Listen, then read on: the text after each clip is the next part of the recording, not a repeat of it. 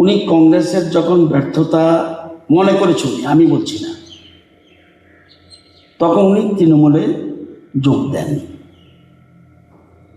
আগরতলা একটা হোটেল, এটা হলো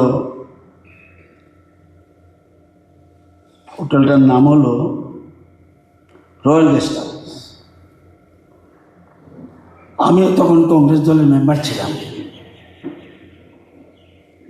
সবাই ঠিক করলো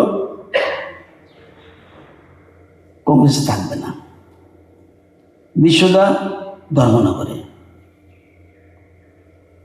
ওই মিটিং আমি উপস্থিত ছিলাম। উনি বলছেন আমি কিন্তু তৃণমূলে যাব না।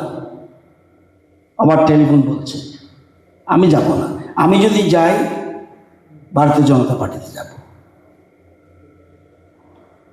কিন্তু বলছেন আমি যাবই না, কিন্তু চাপে পড়ে পরবর্তী সময় গিয়েছে।